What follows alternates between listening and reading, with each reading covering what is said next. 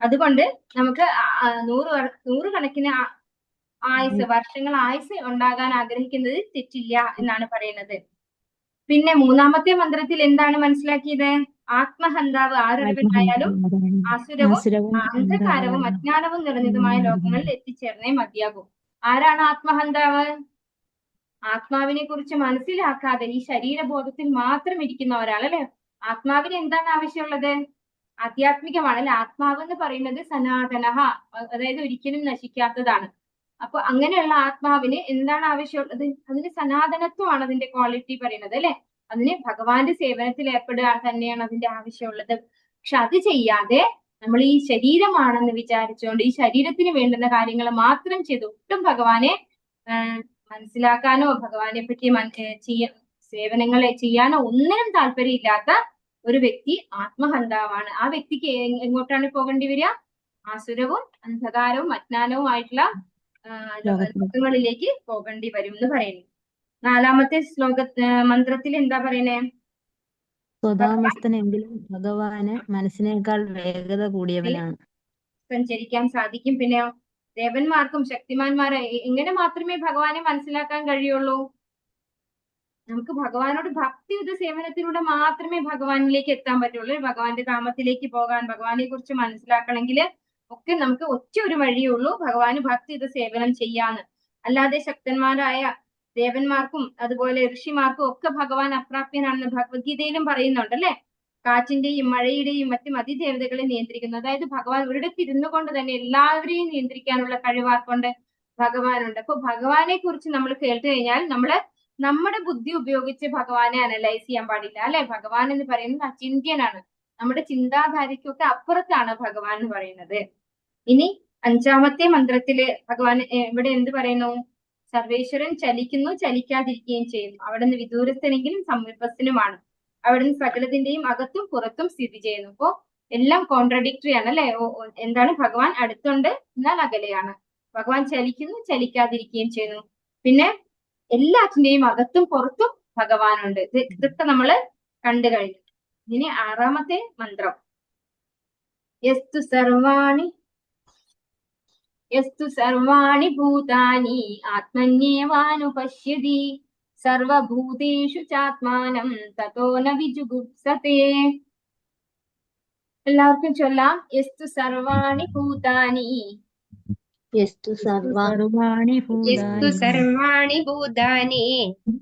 ആത്മന്യേവാനുപശ്യതി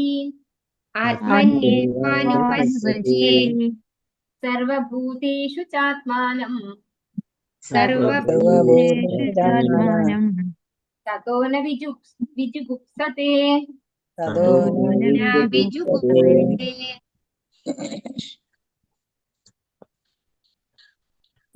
ഏതൊരുവൻ ഭഗവാനുമായി ബന്ധപ്പെടുത്തി സകലതിനെയും ദർശിക്കുന്നുവോ, സർവ്വജീവരാശികളെയും അവിടുത്തെ വിഭിന്ന അംശങ്ങളായി കാണുന്നുവോ, ഏതൊരുവൻ സർവ്വതിലും പരമപുരുഷനെ ദർശിക്കുന്നുവോ ആ വ്യക്തി ഒന്നിനെയും വെറുക്കുന്നില്ല. അപ്പോ ഇവിടെ ഈ ഒരു മന്ത്രത്തിൽ എന്താണ് പറയുന്നത്? എല്ലാവരെയും ഭഗവാനുമായി ബന്ധപ്പെടുത്തി കാണുന്ന ഒരു വ്യക്തി, ആ വ്യക്തി എന്താണ് കാണുന്നത്? സർവ്വ ജീവരാശികളെയും അവിടുത്തെ വിഭിന്ന അംശങ്ങളായിട്ട് കാണുന്നു, അല്ലെ? ഭഗവാൻ പറയുന്നു മമൈവാംശോ ജീവനോകെ, അല്ലെ? ആ വ്യക്തി എന്താ കാണുന്നത്? എല്ലാവരും ഭഗവാന്റെ ശാശ്വത അംശങ്ങളാണ്. അങ്ങനെ എല്ലാറ്റിലും ഭഗവാനെ കാണും. നമുക്കൊരു എക്സാമ്പിൾ പറയുകയാണെങ്കിൽ പ്രഹ്ലാദ് മഹാരാജാവാണ്, അല്ലെ? എല്ലാറ്റിലും ഭഗവാനെ ദർശിച്ച് കാണുന്ന ഒരു വ്യക്തി. നമുക്ക് പ്രഹ്ലാദ് മഹാരാജാവിനെ നമുക്ക് എക്സാമ്പിൾ ആക്കി എടുക്കാൻ പറ്റും. അപ്പൊ എല്ലാറ്റിലും ആ ഭക്തൻ എന്താണ് ദർശിക്കുന്നത്? ഭഗവാനെയാണ് ദർശിക്കുന്നത്. അങ്ങനെയുള്ള ഒരാൾക്ക് ആരോടും ഒന്നിനോടും ഒരു വെറുപ്പും തോന്നില്ല. ആ വ്യക്തി ഒന്നിനെയും വെറുക്കുന്നില്ല. കാരണം എന്തുകൊണ്ടാണ്? എല്ലാറ്റിലും ഭഗവാന്റെ അംശമാണുള്ളത്. അപ്പൊ പിന്നെ ഒന്നിനെയും വെറുക്കേണ്ട ആവശ്യം ആ വ്യക്തിക്ക് വരുന്നില്ല. ആരാണ് വായിക്കുന്നത്? ഹരേ കൃഷ്ണ. ഷംന മാതാജി ഹരേ കൃഷ്ണ വായിച്ചോളൂ. രാധാമാതാജി വായിച്ചോളൂ എന്നാൽ. ഓക്കെ, രാധാമാതാജി ഹാൻഡ് റൈസ് ചെയ്യാൻ പഠിച്ചു അല്ലേ? പഠിച്ചു മാതാജി. ഹരേ കൃഷ്ണ, നന്നായി. ഹരേ കൃഷ്ണ. ഹരേ കൃഷ്ണ. സകല വസ്തുക്കളെയും പരമദിവ്യോത്തമ പുരുഷനുമായി ബന്ധപ്പെടുത്തി ദർശനം ചെയ്യുന്ന ഒരു മഹത് വ്യക്തിയാണ് മഹാഭാഗവത എന്നറിയപ്പെടുന്നത്. ഭഗവാന്റെ സാന്നിധ്യം സാക്ഷാത്കരിക്കുന്നതിന് 3 ഘട്ടങ്ങളുണ്ട്. കനിഷ്ഠാധികാരി എന്നത് സാക്ഷാത്കാരത്തിന്റെ ഏറ്റവും താഴ്ന്ന പടിയാണ്. അയാൾ സ്വന്തം മതവിശ്വാസമനുസരിച്ച് ക്ഷേത്രത്തിലോ പള്ളിയിലോ ചെന്ന് സ്വന്തം മതപ്രമാണമനുസരിച്ച് ആരാധന നടത്തുന്നു. അത്തരം ഭക്തൻ ആരാധനാ സ്ഥലത്തൊഴികെ മറ്റൊരു സ്ഥലത്തും ഭഗവാൻ സന്നിഹിതനല്ലെന്ന് കരുതുന്നു. ഭക്തിയുത സേവനത്തിൽ ഒരാൾ ഏതു തലത്തിലെത്തിയിരിക്കുന്നുവെന്നോ ഭഗവാനെ സാക്ഷാത്കരിച്ചവരാണെന്നോ അയാൾക്ക് നിശ്ചയമില്ല. അത്തരം ഭക്തന്മാർ പതിവനുസരിച്ചുള്ള രീതി അനുവർത്തിക്കുന്നു. ഒരു തരത്തിലുള്ള ഭക്തി മറ്റൊന്നിനേക്കാൾ മെച്ചപ്പെട്ടതാണെന്ന് പറഞ്ഞ് ചിലപ്പോൾ അവർ കലഹിക്കുന്നു. ഈ കനിഷ്ഠാധികാരികൾ വാസ്തവത്തിൽ ഭൗതിക സീമകളെ അതിലംഘിച്ച് ആത്മീയ തലത്തിലെത്താൻ ശ്രമിക്കുന്ന ഭൗതിക ഭക്തന്മാരാണ്. ഹരേ കൃഷ്ണ. ഇവിടെ എന്താ പറയുന്നത്?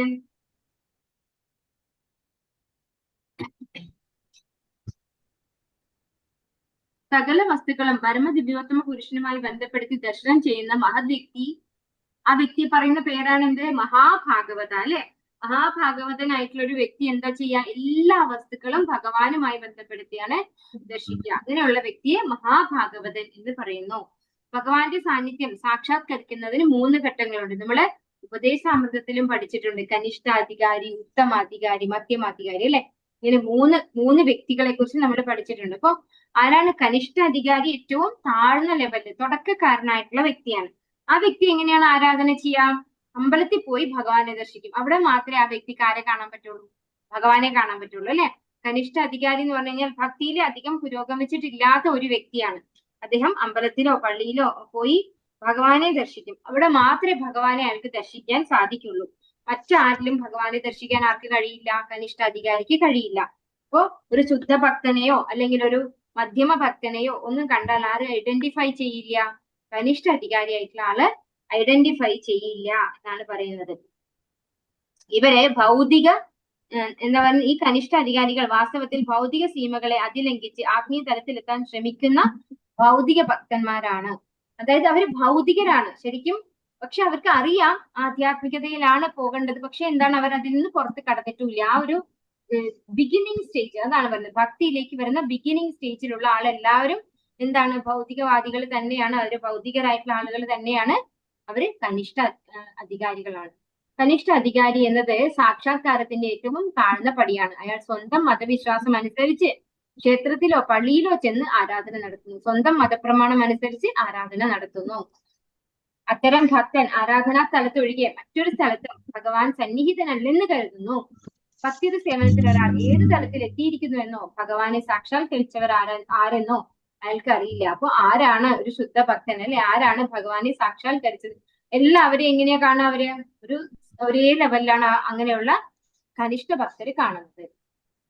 അടുത്ത പാരഗ്രാഫ് വന്ദന മാതച്ച് വായിച്ചു. ഹരേ കൃഷ്ണ. ഹരേ കൃഷ്ണ. ഹരേ കൃഷ്ണ. സാക്ഷാത്കാരത്തിന്റെ 2ാം ഘട്ടത്തിലെത്തിയവരെ മധ്യമാധികാരികൾ എന്ന് വിളിക്കുന്നു. ഇത്തരം ഭക്തർ 4 വിഭാഗം സത്തകൾ തമ്മിലുള്ള വ്യത്യാസം മനസ്സിലാക്കുന്നു. 1 ഭഗവാൻ, 2 ഭക്തന്മാർ, 3 പരമപുരുഷ ജ്ഞാനമില്ലാതെ നിഷ്കളങ്കർ, 4 ഭഗവാനിൽ വിശ്വാസമില്ലാതെ ഭക്തിയുടെ സേവനത്തെ വെറുക്കുന്ന നാസ്തികർ എന്നിവരെ. മധ്യമാധികാരികൾ ഈ 4 തരം വ്യക്തികളോടും വ്യത്യസ്തമായി പെരുമാറുന്നു. അയാൾ ഭഗവാനെ പ്രേമഭാചനമായി കരുതി ആരാധിക്കുന്നു. ഭക്തന്മാരുമായി സൗഹൃദം പുലർത്തുന്നു. നിഷ്കളങ്കരായവർക്ക് ഈശ്വരജ്ഞാനം നൽകി അവരിൽ സുപ്തമായ ഈശ്വരപ്രേമത്തെ പുനരുജ്ജീവിപ്പിക്കാൻ ശ്രമിക്കുന്നു.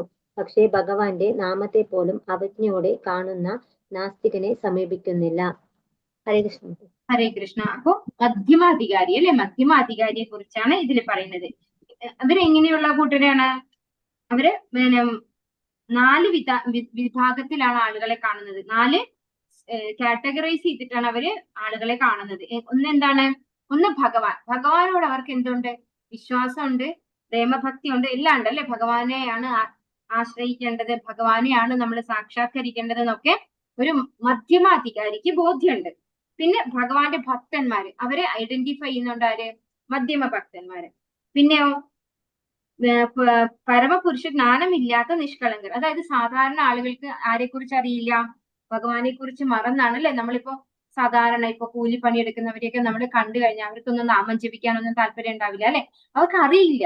അതാണ്, അവർക്ക് നിഷേധികളല്ല, ഭഗവത് നിഷേധികളല്ല, അവർക്കൊന്നും അറിയില്ല നമ്മൾ എന്തുകൊണ്ടാണ് കഷ്ടപ്പെടുന്നത്. കുറെ കഷ്ടപ്പെടുന്നവരെയൊക്കെ കാണുമ്പോൾ നമുക്ക് തോന്നും അല്ലെ, അയ്യോ അവർക്കൊന്നും ഭഗവാനെ അറിയാഞ്ഞിട്ടല്ലേ, പാവം, അവർക്ക് ഭഗവാനെ കുറിച്ച് പറഞ്ഞു കൊടുക്കണം എന്നൊരു ഫീലിംഗ് ആർക്കുണ്ടാവും? ഒരു മധ്യമാധികാരിക്ക് ഉണ്ടാകും. ഭഗവാനിൽ വിശ്വാസമില്ലാത്ത, ഭക്തിയുടെ സേവനത്തെ വെറുക്കുന്ന നാസ്തികർ, അവരെയും ഐഡന്റിഫൈ ചെയ്യാൻ ആർക്ക് സാധിക്കും? മധ്യമാധികാരികൾ അല്ലെ. ഭഗവാനെ കുറിച്ച് പറയുന്നത് കേൾക്കുമ്പോഴേ ഇഷ്ടമല്ലാത്ത ആളുകളുണ്ട്, അവരെയാണ് നാസ്തികർ എന്ന് പറയുന്നത്. അപ്പോ ഇവരെയൊക്കെ ഐഡന്റിഫൈ ചെയ്യാൻ ആർക്ക് സാധിക്കും? മധ്യമാധികാരിക്ക് സാധിക്കും. അപ്പോ ഇവരോട് ഓരോരുത്തരോടും ഓരോ രീതിയിലാണ് ഈ മധ്യമാധികാരി പെരുമാറുന്നത്. ഭഗവാനോട് എങ്ങനെയായിരിക്കും അവർ പെരുമാറുക? ഭഗവാനാണ് നമ്മുടെ പരമ ലക്ഷ്യസ്ഥാനം, അതുപോലെ ഭഗവാനെയാണ് നമ്മൾ ആശ്രയിക്കേണ്ടത് എന്ന് മനസ്സിലാക്കിക്കൊണ്ടാണ് അവർ പെരുമാറുക. അതുപോലെ ഭഗവാന്റെ ഭക്തന്മാരോട് എങ്ങനെയാണ് പെരുമാറുക? നമ്മള് ഉപദേശാമൃതത്തിൽ പഠിച്ചതുപോലെ അല്ലെ, ഭക്തന്മാരോട് എങ്ങനെയാണ്? ദദാതി പ്രതിഗൃഹാതി മുഖ്യമാഖ്യാതി പൃച്ഛതി അല്ലെ, ഭുങ്ക്തേ ഭോജയതേ ചൈവ ഷഡ്വിധം പ്രീതി ലക്ഷണം. ഇങ്ങനെയാണ് ആര് കാണുക? മധ്യമാധികാരികള് ഭക്തന്മാരോട് ബിഹേവ് ചെയ്യും. പരമപുരുഷൻ നാണമില്ലാത്തവരോടോ അവരോട് കാരുണ്യത്തോടു കൂടി ബിഹേവ് ചെയ്യും അല്ലെ. പക്ഷെ ഈ നാലാമത്തെ കാറ്റഗറി, അത് എന്താണ് ചെയ്യുക? അവരെ നമ്മള് അകറ്റി നിർത്തും. അതാണ് ഈ രണ്ടാം ഘട്ടത്തിലുള്ള മധ്യമാധികാരിയായിട്ടുള്ള ഒരു വ്യക്തിയുടെ ഒരു പ്രത്യേകത പറഞ്ഞു കഴിഞ്ഞാല്, അവരെ നമ്മള് അടുപ്പിക്കുകയില്ല. ഈ മധ്യമാധികാരികളായിട്ടുള്ള ആളുകള് അടുപ്പിക്കില്ല. അതാണ് അവര് ചെയ്യുക. അടുത്ത പാരഗ്രാഫ് പ്രേമ മാതച്ചി വായിച്ചോളൂ. ഹരേ കൃഷ്ണ. ഹരേ കൃഷ്ണ. മധ്യമാധികാരിയേക്കാൾ ഉയർന്ന നിലയിലാണ് ഉത്തമാധികാരി. അവനെല്ലാം ഭഗവാനുമായി ബന്ധപ്പെടുത്തി ദർശിക്കുന്നു. അത്തരമൊരു ഭക്തൻ നാസ്തികനെന്നോ ആസ്തികനെന്നോ ഉള്ള ഭേദമില്ലാതെ എല്ലാവരെയും ഈശ്വരന്റെ ഭാഗങ്ങളായി ദർശിക്കുന്നു. അപാരജ്ഞാനിയായ ഒരു ബ്രാഹ്മണനും ഒരു ശ്വാവും തമ്മിൽ സാരവത്തായ വ്യത്യാസമില്ലെന്ന് അറിയുന്നു. കാരണം രണ്ടുപേരും പരമപുരുഷന്റെ സൂക്ഷ്മാംശങ്ങളാണ്. മുജ്ജന്മ കർമ്മങ്ങൾക്കനുസരിച്ച് അവർ ആത്മാവ് ഭിന്ന ശരീരങ്ങളിൽ വർത്തിക്കുന്നുവെന്നേയുള്ളൂ. ബ്രാഹ്മണരിൽ കുടികൊള്ളുന്ന ഭഗവതംശമായ ജീവാത്മാവ് തനിക്ക് ഈശ്വരൻ നൽകിയ സ്വാതന്ത്ര്യം ദുർവിനിയോഗം ചെയ്തില്ലെന്നും നായയിൽ കുടികൊള്ളുന്ന ഈശ്വരാംശം തന്റെ സ്വാതന്ത്ര്യം ദുർവിനിയോഗം ചെയ്തതിനാൽ പ്രകൃതി നിയമങ്ങൾ അവനെ നായയുടെ ശരീരത്തിൽ അകപ്പെടുത്തി ശിക്ഷിക്കുകയാണെന്നും ഉത്തമാധികാരി അറിയുന്നു. ഹരേ കൃഷ്ണ. ഹരേ കൃഷ്ണ. അപ്പൊ ഉത്തമാധികാരി ഇങ്ങനെയാണ്? ഇവരെ കണക്ക് ഉയർന്ന നിലയിലാണ് ഉത്തമാധികാരി.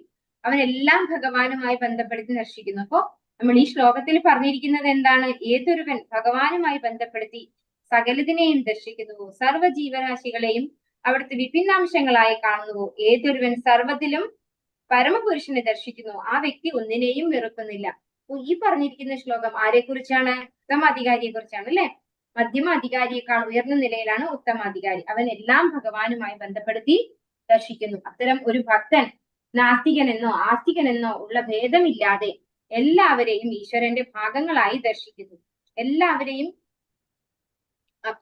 അപാരനാനിയായ ഒരു ബ്രാഹ്മണനെയും ഒരു ശ്വാവും തമ്മിൽ സാരവത്തായ വ്യത്യാസമില്ലെന്ന് അറിയുന്നു. ഇത് ഭഗവത്ഗീതയിൽ ഒരു ശ്ലോകത്തിൽ പറഞ്ഞിട്ടുണ്ട്. എന്താണ്? വിദ്യാ വിനയ സമ്പന്നേ ബ്രാഹ്മണേ ഗവിഹസ്തിനി ശുനി ചൈവശുപാകേച പണ്ഡിത സമദർശിനഃ അല്ലെ. ആ പണ്ഡിത എന്ന് പറയുന്നത് ആരാണ്? ഒരു ഉത്തമ അധികാരിയാണ്, ഒരു ശുദ്ധ ഭക്തനാണ് അല്ലെ. ആ ഭക്തൻ എങ്ങനെയാ എല്ലാവരെയും കാണുന്നത്? എന്തോ അതായത് പ്രകൃതേ ക്രിയമാണാനി ഗുണൈ കർമാണി സർവശഃ അഹങ്കാര വിമൂഢാർത്ഥ കർത്താഹം ഇതി മന്യതേ. ഭൗതിക പ്രകൃതിയുടെ ത്രിഗുണങ്ങളിൽ പെട്ട് നമ്മളിങ്ങനെ ഓരോ കർമ്മങ്ങൾ ചെയ്ത് ഓരോ ശരീരം എടുത്തുകൊണ്ടേ ഇരിക്കുന്നു, അത്രേ ഉള്ളൂ. ഈ ശരീരത്തിന്റെ ഒക്കെ കൂടെ ആരുണ്ട്? അതിനകത്ത് ഒരു ജീവാത്മാവും ഉണ്ട്. ആ ജീവാത്മാവിന്റെ കൂട്ടുകാരനായിട്ട് ആരുണ്ട്? പരമാത്മാവും ഉണ്ട് അല്ലെ. ആ ജീവാത്മാവ് ഈ ഭൗതിക പ്രകൃതിയിലെ ത്രിഗുണങ്ങൾക്കനുസരിച്ച് ഓരോ കർമ്മം ചെയ്ത് അത് ഓരോ ശരീരത്തിലേക്ക് ഷിഫ്റ്റ് ചെയ്ത് പോയിക്കൊണ്ടിരിക്കുന്നു. അതിലെന്താണ്? ഒരു വ്യത്യാസവും ഇല്ല. അപ്പോ അങ്ങനെ എല്ലാവരെയും ഒരേപോലെ ദർശിക്കാൻ, എല്ലാവരിലും ഭഗവാനെ ദർശിക്കാനും കഴിയുന്ന ആളാണ് ഒരു ഉത്തമ അധികാരി എന്ന് പറയുന്നത്. നായിൽ കുടികൊള്ളുന്ന ഈശ്വരാംശം തന്റെ സ്വാതന്ത്ര്യം ദുർവിനിയോഗം ചെയ്തതിനാൽ പ്രകൃതി നിയമങ്ങൾ അവനെ നായയുടെ ശരീരത്തിൽ അകപ്പെടുത്തി ശിക്ഷിക്കുകയാണെന്നും ഉത്തമാധികാരി അറിയുന്നു. ഒരു നായയുടെ ശരീരത്തിലാണെങ്കിൽ പോലും അദ്ദേഹം അത്തരത്തിലുള്ള കർമ്മങ്ങൾ ചെയ്തു പോയത് കൊണ്ട് പ്രകൃതിയുടെ ഒരു ശിക്ഷയ്ക്ക് വിധേയനായിരിക്കുന്നു, അത്രേ ഉള്ളൂ അല്ലെ. നമുക്കും അപ്പൊ ഈ ഉത്തമാധികാരിക്കും മനസ്സിലാക്കാൻ പറ്റാതെ നമ്മളും എത്രയോ ശരീരം കഴിഞ്ഞായിരിക്കും വന്നിട്ടുണ്ടാവുക അല്ലെ. അതും മനസ്സിലാക്കാൻ ആർക്ക് സാധിക്കും? ഒരു ഉത്തമ അധികാരിക്ക് മനസ്സിലാകും. രണ്ടുപേരും പരമപുരുഷന്റെ സൂക്ഷ്മ അംശങ്ങളാണ്. ഉജ്ജന്മ കർമ്മങ്ങൾക്കനുസരിച്ച് അവർ ആത്മാവ് ഭിന്ന ശരീരങ്ങളിൽ വർദ്ധിക്കുന്നു എന്നേ ഉള്ളൂ. നമ്മൾ കണ്ടിട്ടുണ്ട് ഭരത മഹാരാജാവിന്റെ കഥ അല്ലെ. ഭരത മഹാരാജാവ് ഭക്തിയുത സേവനം ചെയ്യാൻ വേണ്ടിയിട്ട് കാട്ടില് പോയി ഒരു അരുവിയുടെ തീരത്തിരുന്നോണ്ട് ഭക്തിയുത സേവനം ചെയ്യുമ്പോൾ ഒരു മാനിനെ സംരക്ഷിക്കാൻ ഇടയായി. അങ്ങനെ മാനിനെ സംരക്ഷിച്ച് ഒരു കുട്ടിമാൻ അല്ലെ, അമ്മമാൻ മരിച്ചുപോയി, കുട്ടിമാൻ മാത്രമായിട്ട് ബാക്കിയായി. അതിന് പാല് കൊടുത്തും അതിന് എന്താ പറയാ ഭക്ഷണം കൊടുത്തും അതിനെ ലാളിച്ചും ഓമനിച്ചും ആ മാനിനെ കുറിച്ച് തന്നെ ചിന്തിച്ച് അദ്ദേഹം ഒരു മാനായി വരേണ്ടി വന്നു. അപ്പൊ അതുപോലെ ജന്മ കർമ്മങ്ങൾക്കനുസരിച്ചാണ് ജീവാത്മാക്കള് ഓരോരോ ശരീരത്തിൽ വരുന്നത് എന്ന് മനസ്സിലാക്കാൻ ആർക്ക് സാധിക്കും? ഒരു ശുദ്ധ ഭക്തന് സാധിക്കും.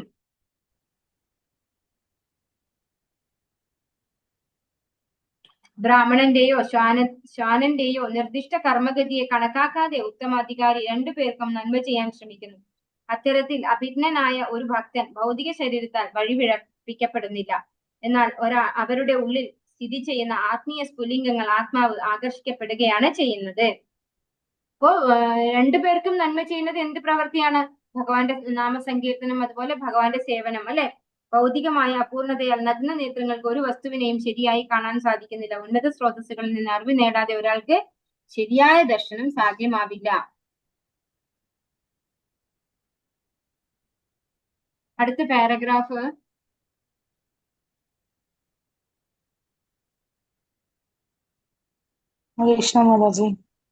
ഹരേ കൃഷ്ണ. വായിച്ചോളൂ മാതാജി.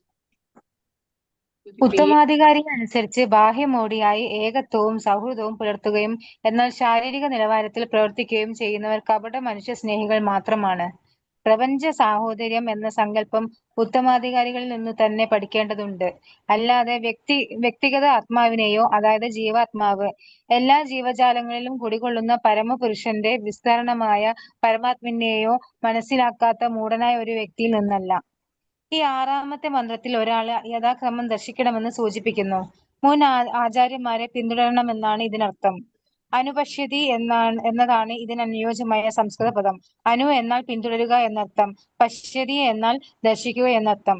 വസ്തുക്കളെ നഗ്നനേത്രങ്ങളാൽ കാണാൻ ശ്രമിക്കുന്ന രീതിയല്ല വേണ്ടത്, പൂർവികാചാര്യന്മാരെ പിന്തുടരുകയാണ് വേണ്ടത്. ഭൗതികമായ അപൂർണതയാൽ നഗ്നനേത്രങ്ങൾക്ക് ഒരു വസ്തുവിനെയും ശരിയായി കാണാൻ സാധിക്കുന്നില്ല. ഉന്നത സ്രോതസ്സുകളിൽ നിന്ന് അറിവ് നേടാതെ ഒരാൾക്ക് ശരിയായ ദർശനം സാധ്യമാവുകയില്ല. ഏറ്റവും ഉന്നതമായ പ്രഭവസ്ഥാനം ഭഗവാനാൽ സ്വയം അരുളപ്പെട്ട വൈദിക വിജ്ഞാനം തന്നെയാണ്. വൈദിക സത്യങ്ങൾ പരമപുരുഷനിൽ നിന്ന് ബ്രഹ്മാവിൽ നിന്ന് ശ്രീ നാരദനിൽ നിന്ന് വ്യാസദേവനിൽ നിന്ന് ശിഷ്യന്മാർക്ക് എന്ന ഗുരു ശിഷ്യ പരമ്പരയിലൂടെയാണ് വന്നു ചേരുന്നത്. മുൻകാലങ്ങളിൽ വേദ സന്ദേശങ്ങൾ എഴുതി സൂക്ഷിക്കേണ്ടിയിരുന്നില്ല. ജനങ്ങൾ ബുദ്ധിശക്തി കൂടിയവരും മൂർച്ചയേറിയ ഓർമ്മശക്തി ഉള്ളവരുമായിരുന്നു. ഉത്തമ വിശ്വാസമുള്ള ആത്മീയ ഗുരുവിൽ നിന്ന് ഒരൊറ്റ പ്രാവശ്യം കേട്ടുകഴിഞ്ഞ കാര്യങ്ങൾ ഉൾക്കൊള്ളുവാൻ സാധിച്ചിരുന്നു. ഹരേ കൃഷ്ണ. ഹരേ കൃഷ്ണ മാതാജി. ഏറ്റവും ഉന്നതമായ പ്രഭവസ്ഥാനം ഭഗവാനാൽ സ്വയം അരുളപ്പെട്ട വൈദിക വിജ്ഞാനം തന്നെയാണ്. വൈദിക സത്യങ്ങൾ പരമപുരുഷനിൽ നിന്ന് ബ്രഹ്മാവിൽ നിന്ന് ശ്രീ നാരദനിൽ നിന്ന് വ്യാസദേവനിൽ നിന്ന് ശിഷ്യന്മാർക്ക് എന്ന ഗുരുശിഷ്യ പരമ്പരയിലൂടെയാണ് വന്നു ചേരുന്നത്. അപ്പൊ യഥാർത്ഥത്തിൽ ഭഗവാൻ നമ്മുടെ ശ്രീമദ് ഭാഗവതം സ്റ്റാർട്ട് ചെയ്യുന്നത് തന്നെ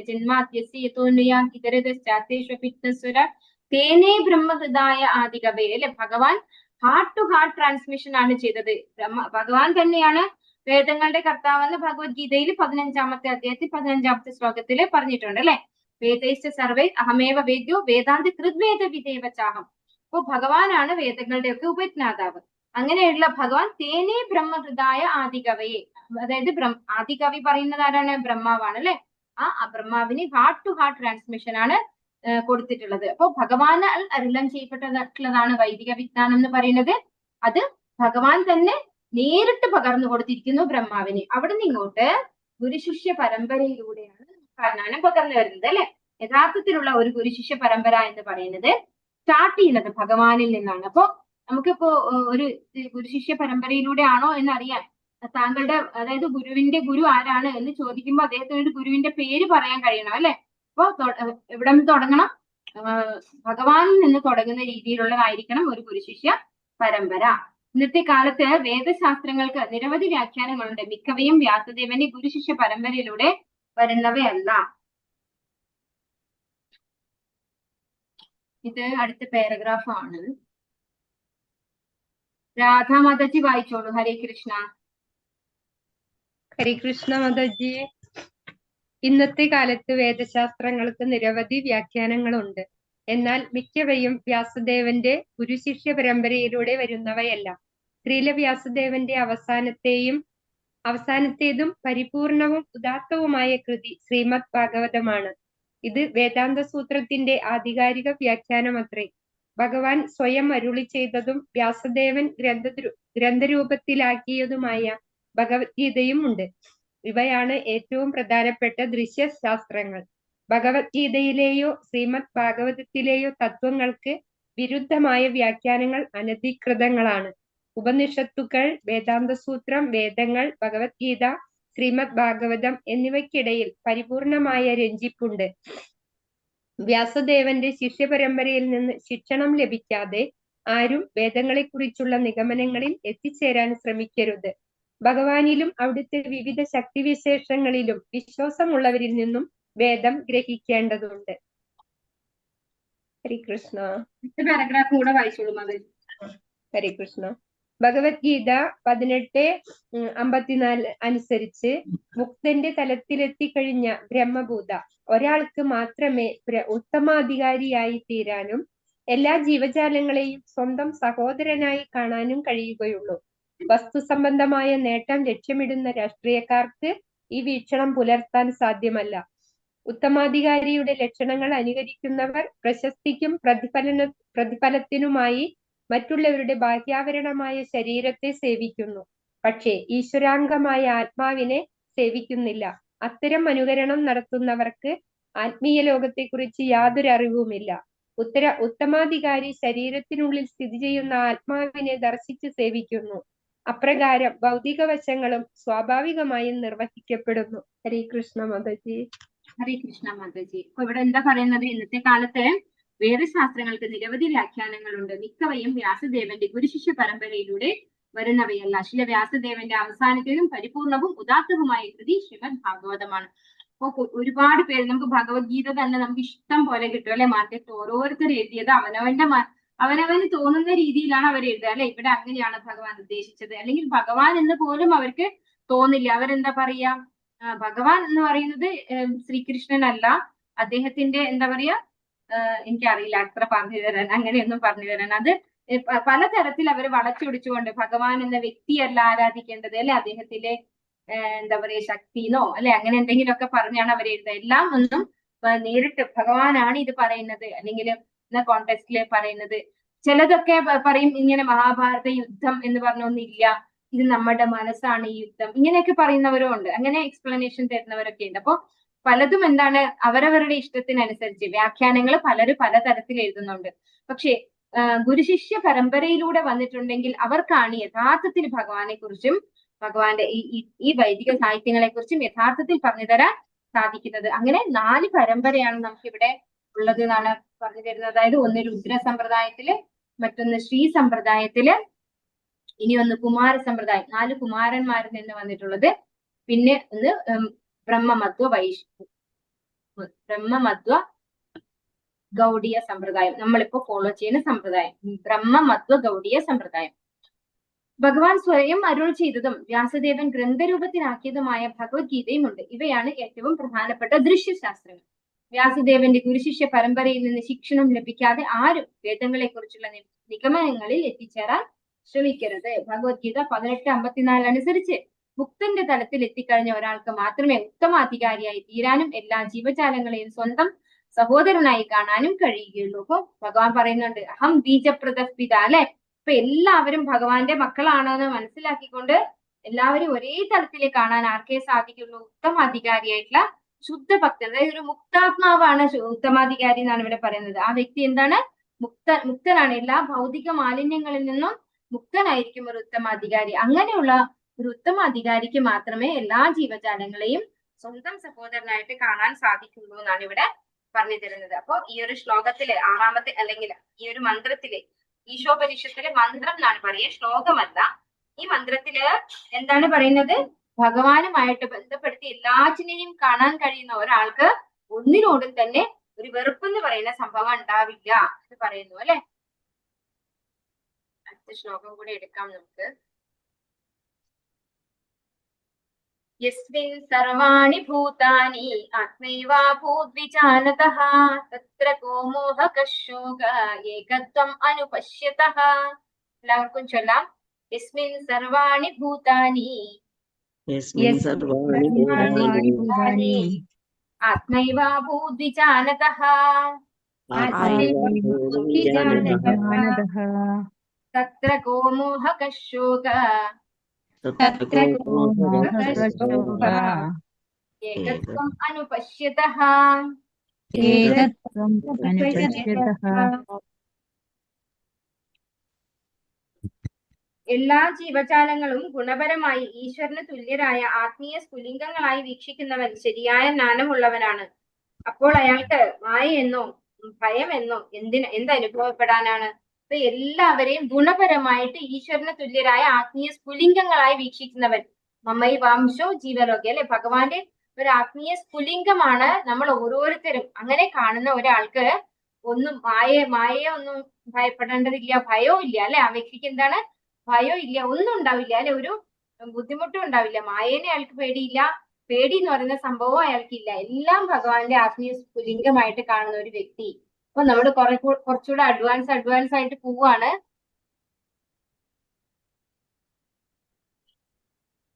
വന്ദന മാതാജി വായിച്ചോളൂ. ഹരേ കൃഷ്ണ. ഹരേ കൃഷ്ണ മാതാജി. ഹരേ മുകളിൽ കൃഷ്ണ. മുകളിൽ ചർച്ച ചെയ്യപ്പെട്ട മധ്യമാധികാരിയും ഉത്തമാധികാരിയും ഒഴികെ മാതാജി ഇത്തിരി ലൗഡായിട്ട് വായിക്കുവോ? മുകളിൽ ചർച്ച ചെയ്യപ്പെട്ട മധ്യമാധികാരിയും ഉത്തമാധികാരിയും ഒഴികെ മറ്റാർക്കും തന്നെ ഒരു ജീവന്റെ ആധ്യാത്മിക അവസ്ഥയെ ദർശിക്കാൻ കഴിയുകയില്ല. തീപ്പൊരി ഗുണപരമായി അഗ്നി തന്നെ ആകുന്നത് പോലെ ജീവസത്തുക്കൾ ഗുണപരമായി ഭഗവാന് തുല്യരാണ്. എങ്കിലും വലിപ്പം നോക്കുമ്പോൾ തീപ്പൊരി അഗ്നിയല്ല. കാരണം തീപ്പൊരിയിലെ പ്രകാശവും ചൂടും അഗ്നിയുടേതിനോട് തുല്യമല്ല. മഹാഭാഗവതനായ ഭക്തൻ സകല വസ്തുക്കളെയും ഭഗവാന്റെ ശക്തിവിശേഷണങ്ങളായി ദർശിക്കുന്നത് കൊണ്ട് എല്ലാത്തിലും ഏകത്വം ദർശിക്കുന്നു. ശക്തിമാനും വ്യത്യസ്തരല്ലാത്തത് കൊണ്ട് അവിടെ ഏകത്വബോധമുണ്ട്. അപഗ്രഥന സൃഷ്ടിയിലൂടെ ചൂടും പ്രകാശവും അഗ്നിയിൽ നിന്ന് ഭിന്നമാണെങ്കിലും ചൂടും പ്രകാശവും മാറ്റി നിർത്തിയാൽ അഗ്നി എന്ന വാക്കിന് തന്നെ അർത്ഥമില്ലാതാകും. പക്ഷേ സംശ്ലേഷിക്കുമ്പോൾ പ്രകാശവും ചൂടും അഗ്നിയുമെല്ലാം ഒന്ന് തന്നെ. ഹരേ കൃഷ്ണ. ഹരേ കൃഷ്ണ. മധ്യമാധികാരിയും ഉത്തമാധികാരിയും ഒഴികെ മറ്റാർക്കും തന്നെ ഒരു ജീവന്റെ ആധ്യാത്മിക അവസ്ഥയെ ദർശിക്കാൻ കഴിയില്ല. അപ്പൊ മധ്യമാധികാരിക്കും എന്ത് മനസ്സിലാകും? ഒരു ജീവന്റെ ആധ്യാത്മിക അവസ്ഥയെ കുറിച്ച് ദർശിക്കാൻ കഴിയും അല്ലെ. പക്ഷെ ഒരു വ്യത്യാസമാണ് ഈ ഉത്തമാധികാരിയും മധ്യമാധികാരിയും തമ്മിലുള്ള ഒരു വ്യത്യാസം. എന്താണ്? ഉത്തമാധികാരി എല്ലാവരും ഒരുപോലെ കാണുന്നു. മധ്യമാധികാരി കാറ്റഗറൈസ് ചെയ്യുന്നു.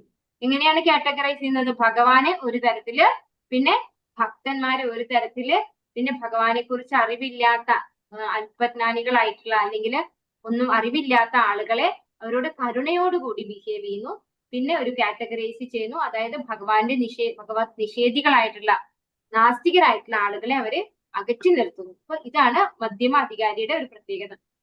ഉത്തമാധികാരി എല്ലാവരിലും ഭഗവാനെ ദർശിക്കുന്ന ആളാണ്. അപ്പൊ ഈ ഒരു കാര്യം, അതായത് ഉത്തമാധികാരിക്കും മധ്യമാധികാരിക്കും എന്ത് ചെയ്യാൻ സാധിക്കും? എല്ലാ ജീവന്റെ കൂടെയും ആരുണ്ട്? ഭഗവാനുണ്ട്. അതിന്റെ ആധ്യാത്മിക അവസ്ഥയെ ദർശിക്കാൻ ഈ രണ്ടു കൂട്ടർക്കും സാധിക്കും. മഹാഭാഗവതനായ ഭക്തൻ സകല വസ്തുക്കളെയും ഭഗവാന്റെ ശക്തി വിശേഷങ്ങളായി ദർശിക്കുന്നത് കൊണ്ട് എല്ലാത്തിലും ഏകത്വം ദർശിക്കുന്നു. അതായത് എല്ലാവരും ഭഗവാന്റെ ഒരു ആത്മീയ സ്ഫുലിംഗമാണെന്ന് മനസ്സിലാക്കിക്കൊണ്ട് എല്ലാവരിലെയും ഒരുപോലെ കാണാൻ ആർക്ക് സാധിക്കുന്നു? ഒരു ശുദ്ധ ഭക്തൻ അല്ലെങ്കിൽ ഒരു ഉത്തമാധികാരിക്ക് സാധിക്കുന്നു.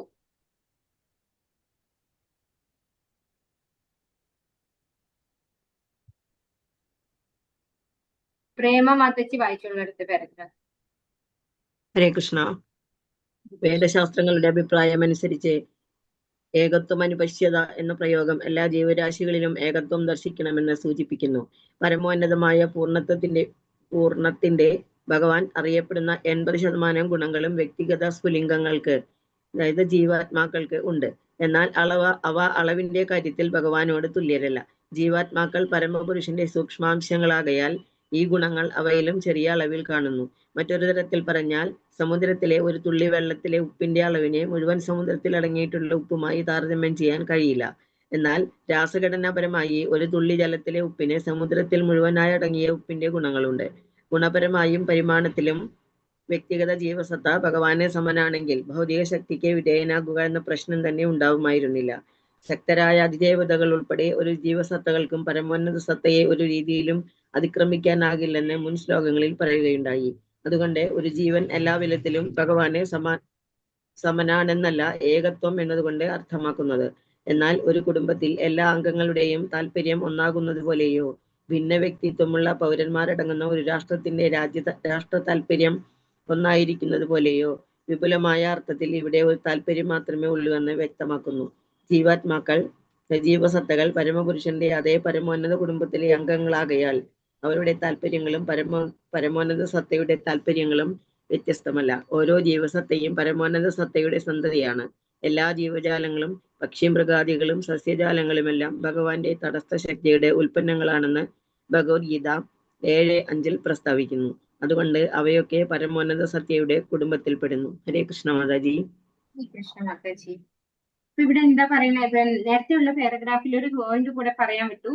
അതായത് അഗ്നിയുടെ ഒരു സ്ഫുലിംഗത്തെ കുറിച്ച് പറയുന്നുണ്ട് അല്ലെ. എന്താണ് ഈ ആത്മീയ സ്ഫുലിംഗം എന്ന് പറയുമ്പോൾ അതിനൊരു കമ്പാരിസൺ ആണ്. നമ്മൾ അഗ്നി നല്ല വിറകൊക്കെ ഇട്ട് നന്നായി ജ്വലിച്ച് കത്തുന്ന ഒരു അഗ്നിയിൽ നിന്ന് ഇങ്ങനെ തീപ്പൊരി ഇങ്ങനെ പറക്കുന്നതാണ് ചിലപ്പോ അല്ലെ. അങ്ങനെ ആ പൊരി ഇങ്ങനെ പറക്കുമ്പോ ആ തീപ്പൊരി എന്താണ്, ഈ അഗ്നിയുടെ ഒരു ഭാഗമാണ്. അതുപോലെയാണ് ഭഗവാൻ എന്ന് പറയുന്ന അഗ്നിയോട് കമ്പയർ ചെയ്യുകയാണെങ്കിൽ ജീവാത്മാക്കളെ ആ ഒരു തീപ്പൊരിയോട് അതിന് പുറത്ത് വന്നു കഴിഞ്ഞാൽ എന്ത് ഗുണം പോയി, അതിന്റെ ആ അഗ്നി എന്ന ഗുണം അതിൻ്റെത് പോയി അല്ലെ. അത് വെറും ഒരു എന്താ പറയാ, അതിന് ജ്വലിക്കാൻ സാധിക്കില്ല അല്ലെ. അത് അഗ്നി ആണെങ്കിൽ പോലും അഗ്നി നിന്ന് പുറത്ത് വരുമ്പോ അതിന്റെ ആ ഒരു ഗുണത്തിൽ നിന്ന് വ്യത്യാസം വന്നു. അതുപോലെ നമ്മള് ഭഗവാന്റെ ശാശ്വത അംശങ്ങളാണ്, ഭഗവാന്റെ തന്നെ ആത്മീയ സ്ഫുലിംഗങ്ങളാണ്. പക്ഷെ ഭഗവാനിൽ നിന്ന് വേറിട്ട് നിന്ന് നമ്മളൊരു ശരീരം സ്വീകരിച്ച് ഭൗതിക പ്രകൃതിക്ക് അധീനരായിട്ട് ജീവിക്കുന്നത് കൊണ്ടാണ് നമ്മൾ വ്യത്യസ്തരായിട്ട് നമുക്ക് തോന്നുന്നത്. ഇവിടെ വേദശാസ്ത്രങ്ങളുടെ അഭിപ്രായം അനുസരിച്ച് ഏകത്വം അനുപശ്യത എന്ന പ്രയോഗം എല്ലാ ജീവരാശികളിലും ഏകത്വം ദർശിക്കണം എന്ന് സൂചിപ്പിക്കുന്നു.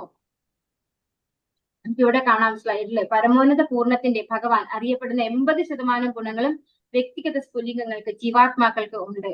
എന്നാൽ അളവിന്റെ കാര്യത്തിൽ ഭഗവാനോട് തുല്യരല്ല ജീവാത്മാക്കൾ. പരമപുരുഷന്റെ സൂക്ഷ്മ അംശങ്ങളാകിയാൽ ഈ ഗുണങ്ങൾ അവയിലും ചെറിയ അളവിൽ കാണുന്നു. ഇത് നമ്മള് ഭഗവത്ഗീതയിലും ഒരു ഉദാഹരണത്തിൽ പറയാറുണ്ട്. ഏത് ഉദാഹരണമാണ് ഓർമ്മയുണ്ടോ? സമുദ്രത്തിലെ ജലം അത് എത്രയാണ്? അൺലിമിറ്റഡ് ആണ് അല്ലെ. സമുദ്രജലം എന്ന് പറയുന്നത് നമുക്ക് കയ്യിലൊന്നും എടുക്കാൻ പറ്റുന്നതല്ല. പക്ഷെ അതിൽ ഒരു കുമ്പിൾ വെള്ളം എടുത്തു കഴിഞ്ഞാൽ അതിന്റെ ഗുണവും സമുദ്രത്തിന്റെ വെള്ളത്തിന്റെ ആ ഒരു ഗുണവും ഒരേപോലെ ആയിരിക്കും. അതുപോലെ നമ്മളൊക്കെ ഭഗവാന്റെ ശാശ്വത അംശങ്ങളായതുകൊണ്ട് ഭഗവാന്റെ ഗുണങ്ങൾ നമുക്കും ഉണ്ട്. ഇപ്പോ പരമാവധി നമുക്ക് കിട്ടാവുന്ന ഗുണത്തിന്റെ പെർസെന്റേജ് ആണ് ഇവിടെ പറയുന്നത് 80%. ഒരു ബദ്ധാത്മാവിന് 80% ഗുണങ്ങൾ കിട്ടുന്നു എന്നാണ് പറയുന്നത്. പക്ഷെ 100% ആർക്കും കിട്ടില്ല. അപ്പൊ ഭഗവാനും നമ്മളും വ്യത്യസ്തരാണ്, പക്ഷെ ഗുണത്തില് ഒരുപോലെയാണ്. ഇല്ല, ഭഗവാനുള്ള ഗുണങ്ങളാണ് നമുക്ക് കിട്ടുന്നത്. പക്ഷെ അതിന്റെ അളവ് തോതില് വ്യത്യാസമുണ്ട്. നമ്മൾക്ക് കുറച്ചാണ് കിട്ടുക, ഭഗവാൻ 100% ആണ്. അതാണ് നമ്മളും ഭഗവാനും തമ്മില് വ്യത്യാസം എന്ന് പറയുന്നത്. സമുദ്രത്തിലെ ഒരു തുള്ളി വെള്ളത്തിലെ ഉപ്പിന്റെ അളവിനെ മുഴുവൻ സമുദ്രത്തിൽ അടങ്ങിയിട്ടുള്ള ഉപ്പുമായി താരതമ്യം ചെയ്യാൻ കഴിയില്ല. രാസഘടനാപരമായി ഒരു തുള്ളി ജലത്തിലെ ഉപ്പിനെ സമുദ്രത്തിൽ മുഴുവനായി അടങ്ങിയ ഉപ്പിന്റെ ഗുണങ്ങളുണ്ട്. ഉപ്പിനൊക്കെ ഒരേ ഗുണമാണ് അല്ലെ. അപ്പോ ഒരു തുള്ളി വെള്ളത്തിന്റെ ഉപ്പിനും ആ ഫുള്ള് വെള്ളത്തിന്റെ ഉപ്പിനും ഒരേ ഗുണമാണ് ഉള്ളത് എന്നാണ് പറഞ്ഞു തരുന്നത്. ഗുണപരമായും പരിമാണത്തിലും വ്യക്തിഗത ജീവസത്ത ഭഗവാന് സമനാണെങ്കിൽ ഭൗതിക ശക്തിക്ക് വിധേയനാക്കുക എന്ന പ്രശ്നം തന്നെ ഉണ്ടാകുമായിരുന്നില്ല. അപ്പൊ നമ്മള് എല്ലാം കൊണ്ടും ഭഗവാന് തുല്യരാണെങ്കിൽ നമുക്ക് എന്തിന്റെ ആവശ്യമില്ല, ഒരു ക്ലേശങ്ങളും വേണ്ടതില്ല അല്ലെ. ഭഗവാന് വല്ല വിഷമമുണ്ട്. ഭഗവാൻ ശ്രീകൃഷ്ണ അവതാരത്തില് ജയിലിലാണ് വന്ന് പറഞ്ഞത്. പക്ഷെ എന്നിട്ട് ഭഗവാൻ അവിടെ വല്ല ബുദ്ധിമുട്ടും അനുഭവിക്കേണ്ടി വന്നോ? അച്ഛനെ അമ്മയെ അപ്പൊ തന്നെ മുക്തനാക്കാൻ സാധിച്ചു. എന്നിട്ട് തന്നെ കൊണ്ടുപോയി വൃന്ദാവനത്തിൽ കൊണ്ടാക്കാനും പറയാൻ പറ്റി അല്ലെ. അവിടെ പോകുമ്പോൾ യമുന കടന്നു അല്ലെ. യമുന എങ്ങനെയാ കടന്നത്? യമുന വഴിമാറി കൊടുത്തു അല്ലെ. നമുക്കാണെങ്കിലോ സാധിക്കോ? ഇങ്ങനെ വല്ലതും സാധിക്കോ അല്ലെ. ഭഗവാനാണ്, നമ്മള് ജീവാത്മാക്കളാണ്. നമ്മളും ഭഗവാനും തമ്മിൽ നിശ്ചയമായും വ്യത്യാസമുണ്ട് അല്ലെ. അപ്പൊ ഒരേപോലെയാണെങ്കിൽ ഈ പറയുന്ന ഒരു പ്രശ്നങ്ങളും നമ്മുടെ ലൈഫിൽ വരില്ല അല്ലെ. എല്ലാം നമുക്ക് നമ്മുടെ കൺട്രോളിൽ നിർത്താൻ സാധിക്കും. ഭഗവാന് ഭൗതിക പ്രകൃതിയെ നിയന്ത്രിക്കാനുള്ള കഴിവുണ്ട് നമുക്ക്. പക്ഷെ ആ ഭൗതിക പ്രകൃതിയാൽ നിയന്ത്രിക്കപ്പെടുന്ന ഒരു ശരീരമാണ് ഇവിടെ കിട്ടിയിട്ടുള്ളത്. എല്ലാ ജീവജാലങ്ങളും, പക്ഷി മൃഗാദികളും സസ്യജാലങ്ങളും എല്ലാം ഭഗവാന്റെ തടസ്സ ശക്തിയുടെ ഉത്പന്നങ്ങളാണെന്ന് ഭഗവത്ഗീത 7:5 പ്രസ്താവിക്കുന്നു. അതായത് ഈ ഭൗതിക പ്രകൃതിയിലുള്ള സകലതും അതൊക്കെ ഏത് ശക്തിയാണ് വരുന്നത്? ഭഗവാന്റെ തടസ്സ ശക്തി അല്ലെ. ജീവജാലങ്ങൾ എല്ലാം എന്താണ്? തടസ്സ ശക്തിയാണ്. അപരേയമിതസ്ത്വന്യാം പ്രകൃതിം വിദ്ധി മേ പരാം ജീവഭൂത മഹാബാഹോ ഏതം ധാര്യതേ ജഗത് അല്ലെ. ജീവഭൂത എന്നാണ് പറയുന്നത് അവിടെ. നമ്മുടെ മനുഷ്യര് മാത്രമല്ല, ജീവഭൂത ആയിട്ടുള്ള എല്ലാവരും ഏത് ശക്തിയാണ്? തടസ്സ ശക്തിയാണ്.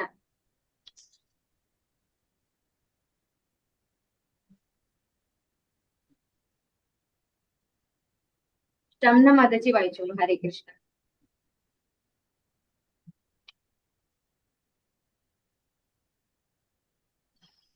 ഹരേ കൃഷ്ണ മാതാജി. രാധ മാതാജി വായിച്ചോളൂ. എന്നാൽ ഹരികൃഷ്ണ. ഹരേ കൃഷ്ണ. ആനന്ദമയോഭ്യാസാത് എന്ന് വേദാന്ത സൂത്രം 1:1-12 പ്രസ്താവിക്കുന്നു.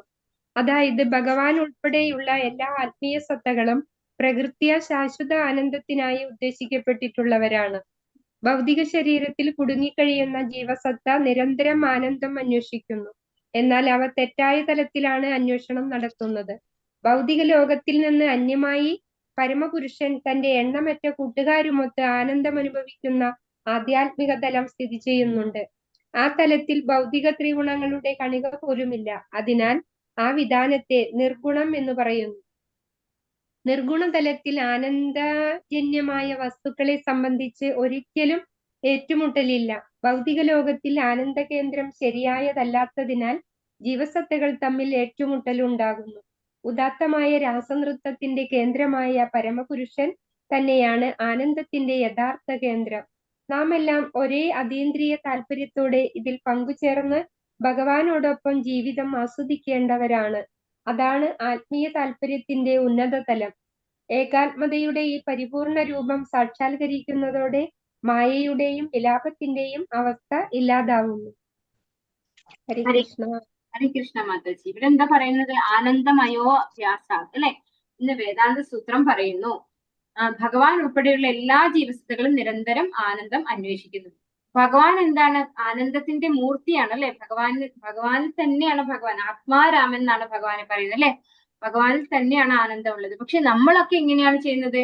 നമ്മൾ വേറെ ഏതിലെങ്കിലും ആണ് സന്തോഷം കണ്ടെത്താൻ വേണ്ടി നമ്മൾ പലതും ചെയ്യും അല്ലെ. നമ്മൾ വിചാരിക്കും ഫുൾ മാർക്ക് വാങ്ങി വലിയ എന്താണ് MBBS ഒക്കെ എടുത്ത് അല്ലെ നല്ല പൊസിഷനിൽ എത്തിയാൽ നമുക്ക് സന്തോഷമായിട്ട് ഇരിക്കാൻ പറ്റും എന്ന് വിചാരിക്കും. പിന്നെ വിചാരിക്കും നമുക്ക് മാരേജ് ചെയ്താൽ, കല്യാണം കഴിച്ചു കഴിഞ്ഞാൽ നമുക്ക് സന്തോഷമായിട്ടിരിക്കാം. അത് കഴിഞ്ഞാൽ തോന്നുന്നു കുട്ടികളുണ്ടായാൽ സന്തോഷമായിട്ടിരിക്കാം അല്ലെ.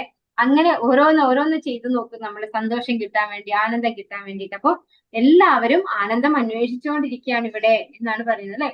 ഭൗതിക ലോകത്തിൽ ആനന്ദ കേന്ദ്രം ശരിയായതല്ലാത്തതിനാൽ ജീവസത്തകൾ തമ്മിൽ ഏറ്റുമുട്ടലുണ്ടാകുന്നു. ഉദാത്തമായ രാസനൃത്തത്തിന്റെ കേന്ദ്രമായ പരമപുരുഷൻ തന്നെയാണ് ആനന്ദത്തിന്റെ യഥാർത്ഥ കേന്ദ്രം. അപ്പൊ ഭഗവാൻ എന്താണ്? സത്ത് ചിത്ത് ആനന്ദമാണ് അല്ലെ.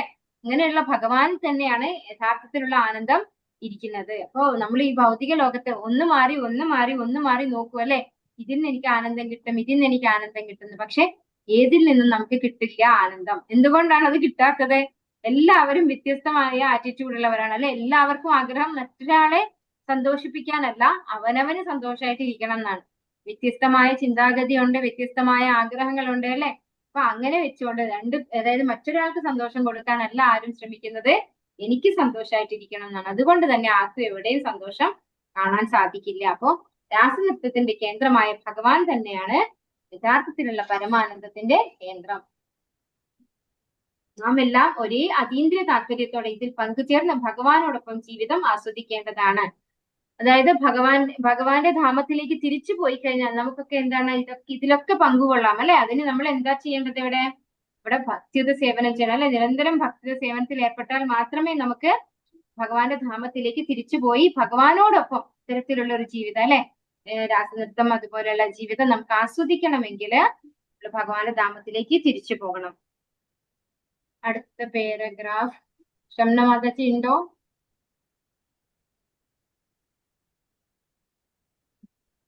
വന്ദന മാതാജി വായിച്ചോളൂ. ഹരേ കൃഷ്ണ. ഹരേ കൃഷ്ണ മതി. മായ അഥവാ വ്യാമോഹത്തിൽ നിന്നാണ് നിരീശ്വര സംസ്കാരം ഉടലെടുക്കുന്നത്. അത്തരം സംസ്കാരത്തിന്റെ ഫലമാണെങ്കിലോ ശോകം തന്നെ. ആധുനിക രാഷ്ട്രീയക്കാരാൽ നൽകപ്പെടുന്നത് പോലുള്ള ഒരു നിരീശ്വര സംസ്കാരം എല്ലാ കാലത്തും ഉത്കണ്ഠകൾ നിറഞ്ഞതാണ്. കാരണം അത് എപ്പോൾ വേണമെങ്കിലും തകർക്കപ്പെടാം. അതാണ് പ്രകൃതി നിയമം. ഭഗവത് പാതാരവിന്ദങ്ങളിൽ ശരണം പ്രാപിച്ചവർക്ക് മാത്രമേ കർശനമായ പ്രകൃതി നിയമങ്ങളെ അതിജീവിക്കാൻ കഴിയുകയുള്ളൂ എന്ന് ഭഗവത്ഗീത 7:14 അരുളി ചെയ്യുന്നു. സകലവിധ വ്യാമോഹവും ഉത്കണ്ഠയും അകറ്റി വിഭിന്നമായ താല്പര്യങ്ങൾക്കിടയിലും ഐക്യമുണ്ടാക്കണമെങ്കിൽ പരമപുരുഷനെ നമ്മുടെ എല്ലാ പ്രവർത്തനങ്ങളുടെയും കേന്ദ്രമാക്കണം. ഹരേ കൃഷ്ണ. ഹരേ കൃഷ്ണ മാതാജി. മായ അഥവാ വ്യാമോഹത്തിൽ നിന്നാണ് നിരീശ്വര സംസ്കാരം ഉടലെടുത്തത്. അത്തരം സംസ്കാരത്തിന്റെ ഫലമാണെങ്കിലോ ശോകം തന്നെ. കാരണം അത് എപ്പോൾ വേണമെങ്കിലും തകർക്കപ്പെടാം. അതാണ് പ്രകൃതി നിയമം. ഇവിടെ പരാമർശിക്കപ്പെട്ട ആത്മഭൂതഹിതം, ഭഗവാന്റെ ഹിതം പ്രാവർത്തികമാക്കിയാൽ മാത്രമേ നമുക്ക് ദർശിക്കുവാൻ കഴിയുകയുള്ളൂ. ഇപ്പോ ഇവിടെ എന്താ പറയുന്നത്? മായ അഥവാ വ്യാമോഹത്തിൽ നിന്നാണ് നിരീശ്വര സംസ്കാരം. നമ്മള് ഈ ശരീരമാണ് ഞാൻ എന്ന് ചിന്തിച്ചുകൊണ്ട് നമ്മള് മായയിൽ പെടുകയാണ് ചെയ്യുന്നത്. അവിടെ നിന്നാണ് നമ്മൾ നിരീശ്വര സംസ്കാരം ഡെവലപ്പ് ചെയ്തെടുക്കുന്നതെന്നാണ് പറയുന്നത്. അതിന്റെ റിസൾട്ട് എന്താണ്? ദുഃഖം മാത്രമാണ് അതിന്റെ റിസൾട്ട്, അല്ലെ? കാരണം എന്തുകൊണ്ടാണ്? നമുക്ക് ഈ പ്രകൃതി നിയമം എപ്പോഴാണെങ്കിലും, ഇന്ന് നമുക്ക് ഒരു തരത്തിലാണെങ്കിൽ നാളെ വേറൊരു തരത്തിലാണ് അതിനെ കാണാൻ പറ്റുക. ഇപ്പൊ നമ്മളെ അനുകൂലിക്കുന്ന അല്ലെങ്കിൽ നമ്മളെ സ്നേഹിക്കുന്ന അതേ ആളുകള് നമ്മളെ ശത്രുക്കളായി മാറുന്നത് നമുക്ക് ഇവിടെ ശരിക്കും എന്നും കാണാൻ പറ്റുന്ന ഒരു കാഴ്ചയാണ്, അല്ലെ? നമ്മള് ഒരാളെ മാത്രം വിശ്വസിച്ച് നമുക്ക് ഈ ലോകത്ത് ജീവിക്കാനാവില്ല. ഇത് ഭൗതിക പ്രകൃതിയുടെ നിയമമാണ്. ഇത് എപ്പോ വേണമെങ്കിലും അതിനെ തകർച്ച വരാം. പക്ഷെ എന്ത് ചെയ്യണം? നമ്മള് ഭഗവാനെ ആശ്രയിക്കണം, അല്ലെ? ദേവി ഹേഷാ ഗുണമയി മമ മായാ ദുരത്യയ മാമേവയേ പ്രപത്യന്തേ മായാമേതാം തരന്തിതേ.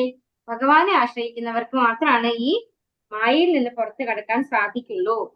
ഇവിടെ പരാമർശിക്കപ്പെട്ട ആത്മഭൂതഹിതം, ഭഗവാന്റെ ഹിതം പ്രാവർത്തികമാക്കിയാൽ മാത്രമേ നമുക്ക് ദർശിക്കുവാൻ കഴിയുകയുള്ളൂ. അപ്പോ ആത്മഭൂതഹിതം എന്ന് പറഞ്ഞു കഴിഞ്ഞാൽ എന്താണ്? ഭഗവാന്റെ ഹിതം. ഭഗവാന്റെ ഹിതം നമ്മൾ പ്രാവർത്തികമാക്കിയാൽ, ഭഗവാൻ എന്താണോ ഇഷ്ടം,